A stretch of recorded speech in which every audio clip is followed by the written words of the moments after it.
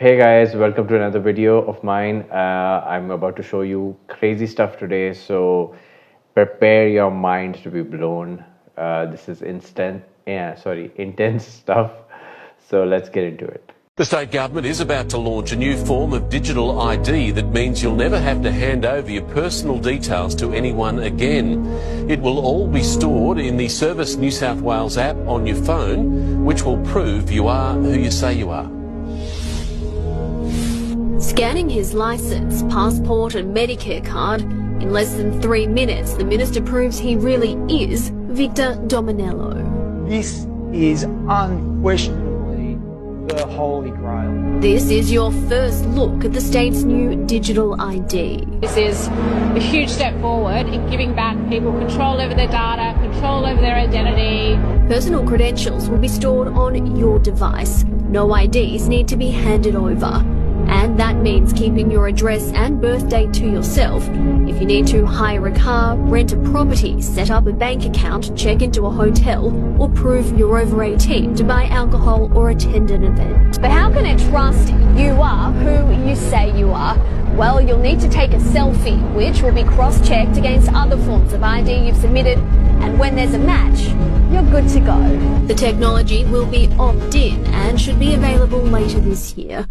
Okay, so I wanted to talk about this because I've been hearing about this. There have been protests in the UK, and I was not sure that if that's what they're doing, because there's a lot of fake media kind of stuff going around. So I wanted to be sure before I share this with you. So what is happening here? I knew this was going to happen. How this works is this AI technology that you've been given to take advantage of. This is being done on purpose, that there's going to be a lot of AI scams. There was a reason they did not regulate all the policies for AI, that anybody could misuse it, and artists' work was being taken away from them, their style. The years they put in that style to make it their bread and butter, nobody gave a crap about that, right? And it was all being done on purpose. Why? So they could feed the algorithm. The algorithm can become better in faking these faces. Now it's become so good that you can't tell, right? So now they've introduced a problem. That was the problem they were going to introduce. The solution to that is that they're going to need your credentials to upgrade the security, and they're going to run a campaign, something like that it's for your security and blah blah blah, whatever that general crap that we've heard in the past. Like, if you know the 9/11 story, and if you do a little bit of research, you will know that things don't add up. So for example, I need something to happen, so I make some plane go crash into the whatever circumstance I create, and now all of a sudden there's this upgrade in security. There's restrictions on all the foreigners coming in, and and then for that I make the government spend money on war, on security things. Those things I'm creating, the weapons and the machinery and whatever for the security. So I'm in profit. Do you understand how this works? So the same story is happening again. This is like very post-dystopian kind of a thing we're heading towards. Absolutely. Why would a government invest? Man, come on now, sister. You know where you're going with this. Why would they invest hundreds of millions of dollars into you having a free application on the phone to scroll all day? Okay, let's make this very clear. Social media was created to get the people to spy on themselves voluntarily. This is the literal purpose of what social media was created for. It was created after 9/11. The first quote unquote social media platform, if you can say that, was called 6 Degrees. Then after that, that's when you had other ones come in, MySpace and the photo bucket to add to MySpace, and you have all the other ones left there. No. It was created after 9/11 through the Patriot Act to get people to spy on themselves in a way where they would accept it willingly. So the government could just watch you. Then he put up a question, what's on your mind? That's psychology. What's on your mind? Who the hell would ask you a question like that? It's a little invasive, ain't it? What you mean, what's on my mind? Yeah. And you feel safe. And you feel safe. It's a way of breaking down your psychological barrier of safety. What's on your mind? Wow, a soft voice. Oh, come on. You can trust me. Then I start spilling my guts, telling you what kind of car I drive, what kind of food I eat, my address. Hey, we'll be turning up. This is serious. We just give it all away. And just give it all away. And So like this person said, you were given a tool to spy on your own self. For example, AI has existed since 2010, I think, and the Facebook had to shut it down in 2012. So AI existed way before that. You've just found out about it right now. So AI helps figure out what is the mass feeling, the majority feeling in this area. So let's say AI color codes that people over here are feeling sad, people over here are feeling angry, due to news and whatever circumstances are happening. So people are feeling certain things. And how can we monetize that? We show them things. Hey, if you're feeling sad, try this. If you're feeling angry, try this. If you're feeling ugly, try this. If you're feeling happy, try this. You sell stuff to them. That's how they monetize, right? And I want you to watch another video how this guy just nails it, accurately describes that what is really happening. If you're in despair about how f***ed the world is today and you're trying to make sense of it, one of the things you need to understand is that from the perspective of our ruling class, humans are livestock. First, understand this about livestock. They are living creatures that exist to be owned, worked, milked, experimented on, and slaughtered, all for financial gain. It actually works the same way with human beings. So where did this system come from? Well, this will be very hard for Christians to accept, but it actually comes from the Bible. The world's original racial and spiritual supremacy doctrine was established thousands of years ago at the foot of Mount Sinai. There's a certain way of interpreting the stories of the Old Testament and the laws given to the Hebrews by Yahweh that makes them superior to all others inherently. At its core, it is all about the concept of chosenness. Now, at the beginning of their mandate to go forth on this world-conquering mission, it was all about brute force. But after the destruction of Judea by Rome, it evolved into something far more sophisticated: the mass control of minds and the mass control of money. In time, they were eventually able to capture control of those other nations through banking systems, media control, and infiltration of governments, and to place them into a kind of hidden form of servitude. The ideology behind the view of humans as livestock is a Kabbalistic form of Judaism that has also recruited into itself a Gentile army, mainly Freemasons. Together, they form what I call the Judeo-Masonic cult. This cult runs America, and it always has. Now, here in America, even Christianity itself was turned into a pro-Jewish ideology over a century ago. Most Christians here have no idea this ever even happened. But that's why it is here in America where the Judeo-Masonic system based on greed, debt enslavement, and the exploitation of human livestock is concentrated more than anywhere else in the world. After over a century of relentless agitation, cultural revolution, and a complete inversion of our money system, this country has turned itself into the ultimate Judeo-Masonic slave society. That's why here you can go into the hospital with a severe cough, but then be kept for testing for a month and end up with diagnoses of 5 different chronic illnesses, all requiring treatment. Or you can go in with a severe condition and get no treatment. It all depends on how much you can be milked. That's also why your grandparents could work for a single summer to pay their college tuition. But you have to enslave yourself to potentially decades worth of debt, not for the same education, for a much worse one. And most importantly, this is why we all work our asses off for a currency that is not just fake, but it's actually borrowed and then has to be paid back by our country with interest, while we pump trillions of those borrowed dollars overseas to other countries as foreign aid. And the number one recipient is Israel. So this guy sums it all up, that what's really happening. So now the first video was about control, how they want your identity and control, and that can be used to control you in a way that they can close your bank accounts. For example, there's a law that has been passed in Canada that the government can shut down your bank account if they want it, right? And once all of your data is just in one place, they can shut everything down. Everything is connected together, right? Second video is about how you have given control to all these elites and the people who are trying to control you. You are telling them how you feel, and they can control you even further. They can, for example, they can pollute your feed with things and make sure you feel a certain thing, right?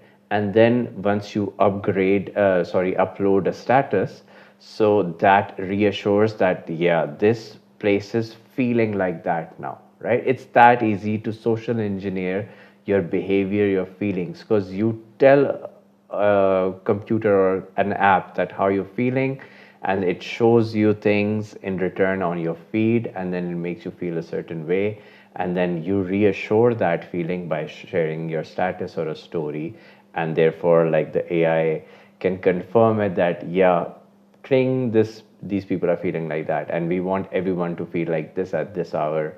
Everything can be socially engineered. Third video tells you how it is going to be used against you. All of this is being done so it can be used against you. Who are the people behind it?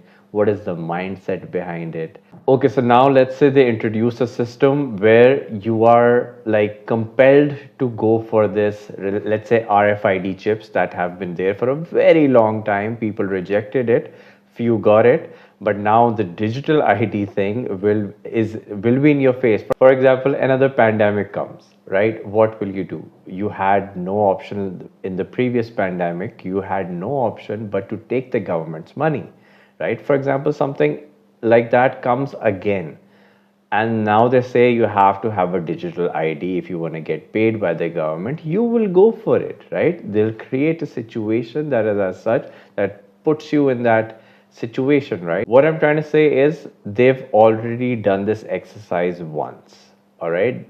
They can do that same exercise on a mass level even more efficiently, more better, more faster, and more accurately, because they have gone through this drill before, and people have gone through this drill before, and people were abiding to all this coronavirus laws. People were fighting with each other that why don't you have a mask on, and yet we find out that all this corona was just bullcrap, right? So this is a video I want you to watch and see how you make compromises in your life, how they push the situations. This is a very good example, how they push the situation that you will go for what they want you to go for. It's also an excellent example in how you slowly sell your soul little by little, and you compromise just for your well-being or for your survival. That's always the situation, right? I can't be the only one who's noticed this, but I feel like grocery stores are trying to turn all of us into sociopaths, because in the deli meat section, there's the different tiers of how much meat costs based on how well the animal was treated. So let's say turkey, for example. We've got the turkey tier down here, and these turkeys were treated really terribly. They had a bad life. They were never allowed outside. They lived in a crappy warehouse. $2.99. Then we get a little bit better. The next tier, they're like, these turkeys got to go outside sometimes. $3.99. Then we get a little bit better. These turkeys had as much outdoor time as they wanted. They had pretty good lives. $6.99. And then we've got this crazy tier that they're like, this turkey had a name. It had a birth certificate. There was a funeral for this turkey when it died to turn into the meat you're about to eat. $5,000 or something like that.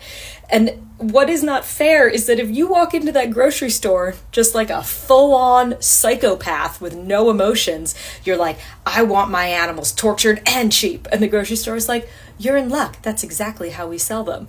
Meanwhile, the rest of us are over here like trying to be good people, spending like an extra $3 a pound on meat when, I don't know, does any of it matter anyway? And then we go over to the egg section. And the eggs tell you like exactly how those chickens lived and how much you want to spend.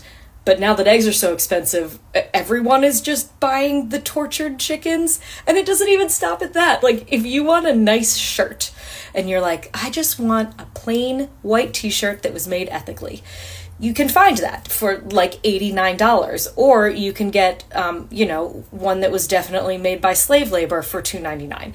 And these are the choices that we have to make. And it doesn't feel fair that they're just forcing all of us into sociopathy. Okay, the thing I'm getting from this video is that how you will justify being a sociopath to your own self.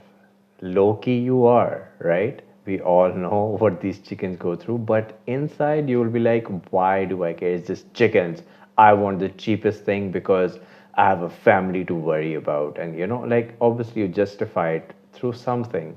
And you will justify because you're not earning as much, and if you say something, it will just shine the light on how you're not making money, so you don't want to shine the light on that.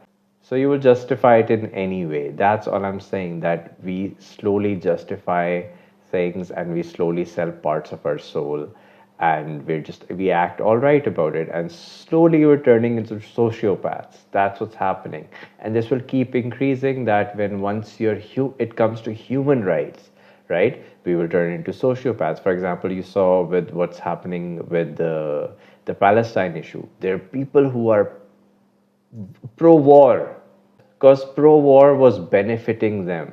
Pro-war was making their community go higher. So, they became sociopaths. That's how people are becoming sociopaths. This is only going to increase in, let's say, next 5 years. Between now and the year 2030, we're going to be coerced, we're going to be indoctrinated, we're going to be mandated through laws and policies to make choices in our lives that may not be good for us. And people are going to say, how do I know if it's good or not? And I'm going to give you the answer right now. Anything that denies your divinity is an expression of evil. Anything that denies your ability to imagine, to create, to innovate, to communicate with one another, to love, to forgive, that ridicules your empathy and your sympathy and your compassion for another human is an expression of evil. And once you know that, then you can make your choices accordingly. That's right. Like I said, AI came and took all your abilities to think for yourself, to create for yourself. It took all the human experience away from you. That's what it did. To make you efficient robots, to make you more efficient on social media, create content. They gave you all the tools. Create it, entertain each other, stay busy over here. And they keep giving you tools without regulating any policies that what are the drawbacks that will be caused by this AI. The same way they did with Facebook, all the damage social media did to a generation, the same thing is going to happen with AI, right? And the damage is going to be much more higher. And there's no human experience left in it. There's no artistic creativity left in it for you to experience. It's just a very more efficient way. And imagine the next generation, the next 2 generations will be very robotic because they will not know what is art creation, right? Everything will be digital. Let's say, I don't know, there can be a community that burns down their computers and they're like, we will create art forever. I'm sure there will be that. But the majority will be pushed because the computers are the new thing that takes you into the future and creates possibility for your financial freedom or whatever the bullcrap they're selling to you. How will they get to you? They will get to you by your kids. They've already started doing that. Let's watch a video. Hi, I'm Kaylee Weichbrot. I'm a mom of 2 in Fairfax County. This is my oldest. And my husband and I have a difficult decision to make this fall as he is approaching preschool age, and we are faced with the decision of whether or not we are going to put our child in public school system where Fairfax County has decided to move forward with instituting gender studies in elementary school.